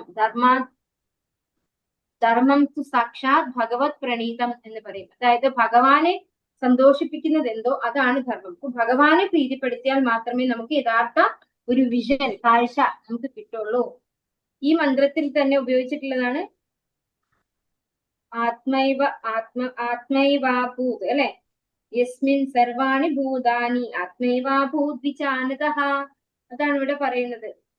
ഈ മന്ത്രത്തിലെ ആത്മഭൂതഹിതവും ഭഗവത്ഗീതയിൽ 18:54 പരാമർശിക്കപ്പെടുന്ന ബ്രഹ്മഭൂതഹിതവും ഒന്നു തന്നെ. അപ്പോ രണ്ടും ഒന്നാണ്. അതായത് ഭഗവത്ഗീതയിൽ 18-ാമത്തെ അധ്യായത്തിൽ 54-ാമത്തെ ശ്ലോകത്തിൽ പറയുന്നു ബ്രഹ്മഭൂതഹിതം എന്ന്. ഈ ഈശോപനിഷത്തിലെ മന്ത്രത്തിൽ പറയുന്നു ആത്മഭൂതഹിത. ഇത് രണ്ടും ഒന്നാണ് എന്നാണ് പറയുന്നത്. പരമോന്നതനായ ആത്മാവ് അഥവാ പരമാത്മാവ് പരമപുരുഷൻ തന്നെയാണ്. ഈ അതീന്ദ്രിയ അവസ്ഥയെ കുറിച്ച് അറിവുള്ളവനായ ഒരു വ്യക്തി തൽക്ഷണം പരമോന്നത സത്തയായ ശ്രീകൃഷ്ണനെ ശരണം പ്രാപിക്കുന്നു. ഇപ്പോ ഭഗവാൻ ശ്രീകൃഷ്ണൻ തന്നെയാണ് എല്ലാവരുടെ ഉള്ളിലും പരമാത്മാവായിട്ടിരിക്കുന്നതെന്ന് തിരിച്ചറിയുന്ന ഒരു വ്യക്തി എത്രയും പെട്ടെന്ന് തന്നെ ഭഗവാനെ ശരണം പ്രാപിക്കുന്നു, അല്ലെ? അടുത്ത പാരഗ്രാഫ് രാധാ മാതാജി വായിച്ചു. ഹരേ കൃഷ്ണ. ഹരേ കൃഷ്ണ മാതാജി. ഇതാണ് വായിക്കണ്ടേ? വ്യക്തിഗത ജീവാത്മാക്കളെ പോലെ അതാണോ വായിക്കണ്ടേ? അല്ല, നമ്മുടെ സകല പ്രവർത്തനങ്ങളുടെയും ഫലം. ഹരേ കൃഷ്ണ.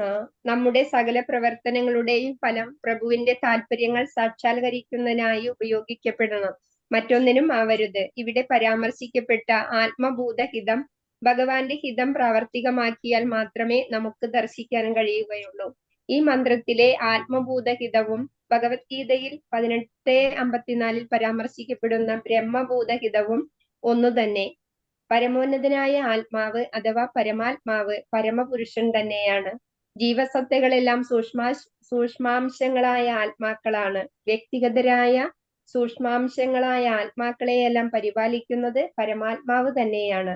കാരണം പരമപുരുഷൻ അവരുടെ പ്രേമത്തിൽ നിന്ന് ആനന്ദം അനുഭവിക്കാൻ താല്പര്യപ്പെടുന്നു. സ്വന്തം സന്തുഷ്ടിക്ക് വേണ്ടി പിതാവ് സന്താനങ്ങളിൽ കൂടി സ്വയം വിസ്തരിച്ച് അവരുടെ രക്ഷണം നടത്തുന്നു. അച്ഛന്റെ ആഗ്രഹങ്ങൾ മക്കൾ അനുസരിക്കുന്ന പക്ഷം കുടുംബകാര്യങ്ങൾ ഏകാത്മതയോടെ സന്തോഷകരമായ അന്തരീക്ഷത്തിൽ രമ്യമായി നടക്കുന്നു. ഇതേ അവസ്ഥ തന്നെയാണ് പരബ്രഹ്മത്തിന്റെയും നിരപേക്ഷ കുടുംബത്തിൽ അതീന്ദ്രിയമായി തയ്യാറായിരിക്കുന്നത്. ഹരേ കൃഷ്ണ. ഹരികൃഷ്ണ.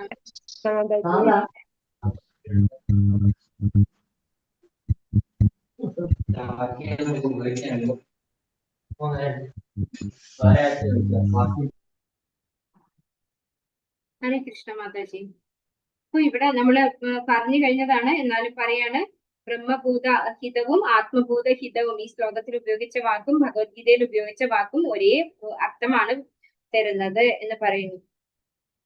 പരമപുരുഷൻ അവരുടെ പ്രേമത്തിൽ നിന്ന് ആനന്ദം അനുഭവിക്കാൻ താല്പര്യപ്പെടുന്നു. സ്വന്തം സന്തുഷ്ടിക്ക് വേണ്ടി പിതാവ് സന്താനങ്ങളിൽ കൂടി സ്വയം വിസ്തരിച്ച് അവരുടെ രക്ഷണം നടത്തുന്നു. അച്ഛന്റെ ആഗ്രഹങ്ങൾ മക്കൾ അനുസരിക്കുന്ന പക്ഷം കുടുംബകാര്യങ്ങൾ ഏകാത്മകതയോടെ സന്തോഷകരമായ അന്തരീക്ഷത്തിൽ രമ്യമായി നടക്കുന്നു. അപ്പൊ ഭഗവാന്റെ ഹിതം ചെയ്തു കഴിഞ്ഞാൽ ആ കുടുംബം, അതായത് നമ്മൾ എങ്ങനെയാണോ ഒരു അച്ഛന്റെ ഇഷ്ടത്തിനനുസരിച്ച് കുടുംബാംഗങ്ങൾ ചെയ്യുന്നത്, അതുപോലെയാണ് ഭഗവാന്റെ ഹിതങ്ങൾക്ക് അനുസരിച്ച് നമ്മൾ ചെയ്യുമ്പോൾ ഒരു ഫാമിലി പോലെ അല്ലെ എല്ലാം ഭംഗിയായിട്ട് നടക്കുന്നു എന്നാണ് പറയുന്നത്. ഇതേ അവസ്ഥ തന്നെയാണ് പരബ്രഹ്മത്തിന്റെയും നിരപേക്ഷ കുടുംബത്തിൽ അതീന്ദ്രിയമായി തയ്യാറാക്കുന്നത്. അതുകൊണ്ട് നമ്മുടെ കുടുംബത്തിൽ എങ്ങനെയാണോ അപ്ലൈ ചെയ്യുന്നത് അത് തന്നെയാണ് ആധ്യാത്മിക തലത്തിൽ ഭഗവാന്റെ ഹിതം നമ്മൾ ചെയ്യുമ്പോൾ നമുക്കും എല്ലാവർക്കും എന്താണ് ഒരു നല്ല രീതിയിൽ മാനേജ് ചെയ്ത് പോവാൻ സാധിക്കും, എല്ലാവർക്കും സന്തോഷമായിട്ടിരിക്കാൻ സാധിക്കും എന്നാണ് പറയുന്നത്. പ്രേമ മാതാജി അടുത്ത പാരഗ്രാഫ് വായിച്ചോളൂ. ഹരേ കൃഷ്ണ. ഹരേ കൃഷ്ണ. വ്യക്തിഗത ജീവാത്മാക്കളെ പോലെ തന്നെ പരബ്രഹ്മവും ഒരു വ്യക്തിയാണ്. ഭഗവാനായാലും ജീവസത്തയായാലും അവ്യക്തിഗതരല്ല. അങ്ങനെയുള്ള അതീന്ദ്രിയ വ്യക്തികൾ സനാതനത്വം, പൂർണ്ണജ്ഞാനം, ആനന്ദം, സത് ചിത് ആനന്ദ എന്നിവ കൊണ്ട് പരിപൂർണമാണ്. ഇതാണ് ആത്മീയാസ്തിത്വത്തിന്റെ യഥാർത്ഥ അവസ്ഥ. ഈ അതീന്ദ്രിയാവസ്ഥയെക്കുറിച്ച് അറിവുള്ളവനായ ഒരു വ്യക്തി തൽക്ഷണം പരമോന്നത സത്തയായ ശ്രീകൃഷ്ണനെ ശരണം പ്രാപിക്കുന്നു. ഇത്തരമൊരു മഹാത്മാവിനെ വളരെ വിരളമായേ കാണാൻ കഴിയുകയുള്ളൂ. എന്തുകൊണ്ടെന്നാൽ അസംഖ്യം ജന്മങ്ങൾക്ക് ശേഷം മാത്രമേ ഇത്തരം അതീന്ദ്രിയ സാക്ഷാത്കാരം നേടാൻ കഴിയുകയുള്ളൂ. ഈ ദിവ്യ സാക്ഷാത്കാരം നേടിക്കഴിഞ്ഞാൽ ഇപ്പോഴത്തെ ജന്മത്തിൽ അനുഭവിക്കുന്ന വ്യാമോഹമോ വിലാപമോ ഭൗതികാസ്തിത്വത്തിന്റെ സ്ത്രീവിധ ക്ലേശങ്ങളോ ജനന മരണങ്ങളോ പിന്നീട് നമ്മെ ബാധിക്കുകയില്ല. ഈശോപനിഷത്തിലെ ഈ മന്ത്രത്തിൽ നിന്നും നമുക്ക് ഈ വിവരമാണ് ലഭിക്കുന്നത്. ഹരേ കൃഷ്ണ. ഹരേ കൃഷ്ണ മാതാജി. ഇവിടെ എന്താ പറയുന്നത്? വ്യക്തിഗത ജീവാത്മാക്കളെ പോലെ തന്നെ പരബ്രഹ്മവും ഒരു വ്യക്തിയാണ്. ഭഗവാനായാലും ജീവസത്തയായാലും അവ്യക്തിഗതരല്ല. അപ്പൊ ഭഗവാനും ഒരു വ്യക്തിയാണ് അല്ലെ. ഒരു വ്യക്തികൾക്ക് എങ്ങനെ ഇപ്പൊ നമ്മളെ ആരെങ്കിലും പ്രേസ് ചെയ്ത് കഴിഞ്ഞാൽ നമുക്ക് സന്തോഷം ഉണ്ടാവും അല്ലെ. അതുപോലെ ഭഗവാനും എന്താണ്, ഭഗവാനെ നമ്മൾ സ്തുതിച്ചു കഴിഞ്ഞാൽ ഭഗവാനും സന്തോഷത്തില് വരും അല്ലെ. അങ്ങനെയുള്ള അതീന്ദ്രിയ വ്യക്തികൾ സനാതനത്വം, പൂർണ്ണജ്ഞാനം, ആനന്ദം, സത്ത് ചിത്ത് ആനന്ദം എന്നിവ കൊണ്ട് പരിപൂർണരാണ്. ഭഗവാന്റെ ഒരു ശരീരം എന്ന് പറയുന്നത് എന്താണ്? സത്ത് ചിത്ത് ആനന്ദമാണ്. അത് അതീന്ദ്രിയമാണ് അല്ലെ. ഭഗവാന് നമ്മുടേത് പോലത്തെ ഭൗതികമായിട്ടുള്ള ഒരു ശരീരമല്ല, അതീന്ദ്രിയമായിട്ടുള്ള ശരീരമാണ് ഉള്ളത്. ഈ അതീന്ദ്രിയ അവസ്ഥയെ കുറിച്ച് അറിവുള്ളവനായ ഒരു വ്യക്തി തൽക്ഷണം പരമോന്നത സത്തയായ ശ്രീകൃഷ്ണനെ ശരണം പ്രാപിക്കുന്നു. ഇത്തരം ഒരു മഹാത്മാവിനെ, അതായത് ഭഗവാൻ ഭഗവത്ഗീതയിൽ പറയുന്നു, മനുഷ്യാണം സഹസ്രേഷു കശ്ചിത് യതതി സിദ്ധയെ അല്ലെ. എല്ലാവർക്കും ഭഗവാനെ അറിയാൻ കഴിയില്ല. ആർക്കാണ് ഭഗവാനെ അറിയാൻ പറ്റുക? ബഹൂനാം ജന്മനാം അന്തേ ജ്ഞാനവാൻ മാം പ്രപദ്യത്തെ. ഭഗവാൻ പറയുന്നു, ഒരുപാട് ജന്മങ്ങൾക്ക് ശേഷം ജ്ഞാനിയായിട്ടുള്ള വ്യക്തി ഭഗവാന്റെ ഭക്തനാകുന്നു അല്ലെ, ഭഗവാനെ അറിയാൻ ശ്രമിക്കുന്നു എന്നാണ് പറയുന്നത്. അപ്പോ എത്രയോ ജന്മങ്ങൾ നമ്മൾ വേദങ്ങളൊക്കെ പഠിച്ചിട്ടാവും ഒരു ഭക്തനാവേണ്ടത് അല്ലെ. അത്രയും, അതായത് പൂർവ്വജന്മങ്ങളിലൊക്കെ നമ്മൾ വേദങ്ങളൊക്കെ പഠിച്ചത് കൊണ്ടാവും നമുക്കിപ്പോ ഭഗവാന്റെ ഭക്തിയിലേക്ക് വരാൻ സാധിക്കുന്നത്. ഈ ദിവ്യ സാക്ഷാത്കാരം നേടിക്കഴിഞ്ഞാൽ ഇപ്പോഴത്തെ ജന്മത്തിൽ അനുഭവിക്കുന്ന വ്യാമോഹമോ വിലാപമോ ഭൗതിക അസ്തിത്വത്തിന്റെ ത്രിവിധ ക്ലേശങ്ങളോ ജനന മരണങ്ങളോ പിന്നീട് നമ്മെ ബാധിക്കുകയില്ല. അപ്പോൾ നമ്മൾക്ക് ഭഗവാനെ മനസ്സിലാക്കി കഴിഞ്ഞാൽ പിന്നെ നമുക്ക് ഈ ഭൗതിക പ്രകൃതിയിലെ ഒരു ക്ലേശങ്ങളും ബാധിക്കില്ല എന്നാണ് പറയുന്നത്. കാരണം എന്തുകൊണ്ടാണ്? ഭൗതിക പ്രകൃതിയിലെല്ലാം എന്താണ്? മെറ്റീരിയലിസ്റ്റിക് ആയിട്ടുള്ള സംഗതികളാണുള്ളത് അല്ലെ. നമ്മൾക്ക് നമ്മുടെ, അതായത് റിലേറ്റീവ്സ് പോലും ആരാണ്? അവരും വേറെ വേറെ ജീവാത്മാക്കളാണ്. ശരിക്കും പറഞ്ഞു കഴിഞ്ഞാൽ നമ്മളുമായിട്ട് യാതൊരു ബന്ധവുമില്ല. ചിത്രകേതു മഹാരാജാവിന്റെ കഥ പറഞ്ഞതുപോലെ. അപ്പൊ അവരും ഒക്കെ ഡിഫറെന്റ് ആയിട്ടുള്ള ജീവാത്മാക്കളാണ്. അവരുടെയും ആത്യന്തിക ലക്ഷ്യം എന്താണ്? ഭഗവാൻ തന്നെയാണ്. അവര് ഭഗവാനെ മറന്നു പോയത് കൊണ്ടാണ് അവരും ഇവിടെ ഇരിക്കുന്നത് അല്ലെ. അപ്പൊ ഒന്നിന്റെ നഷ്ടത്തിലോ അല്ലെങ്കിൽ ഒന്നിന്റെ നേട്ടത്തിലോ ഒന്നും നമുക്ക് പ്രത്യേകിച്ച് ദുഃഖിക്കേണ്ടതിന്റെയോ സന്തോഷിക്കേണ്ടതിന്റെയോ ആവശ്യം വരുന്നില്ല. നമ്മളൊക്കെ ഭഗവാന്റെ ശാശ്വത അംശങ്ങളാണെന്ന് മനസ്സിലാക്കി എല്ലാവരും ഭഗവാന്റെ ധാമത്തിലേക്ക് തിരിച്ചു പോകേണ്ടവരാണെന്ന് മനസ്സിലാക്കി കഴിഞ്ഞ ഒരു വ്യക്തിക്ക് ഈ ഭൗതിക ലോകത്തിലെ ഒരു ക്ലേശങ്ങളും അനുഭവിക്കേണ്ടതായി വരുന്നില്ല.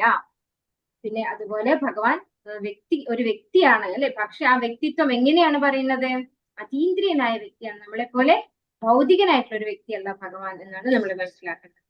ഹരേ കൃഷ്ണ കൃഷ്ണ കൃഷ്ണ ഹരേ ഹരേ, ഹരേ രാമ രാമ രാമ ഹരേ ഹരേ. വാഞ്ചാകൽപതരൂപസ്യ കൃപാ സിന്ധുഭ്യവ ച പതിതാനാം പാവനേഭ്യോ वैष्णवेभ्यो नमो नमः। अनंत कोटि वैष्णव जय श्री प्रभुपाद की जय, गुरु महाराज की जय, निताय गौर प्रेमानंदे। हरि हरि बोल। हरे कृष्णा सर। हरे कृष्ण माताजी, प्रणाम माताजी। प्रणाम माताजी। എന്തെങ്കിലും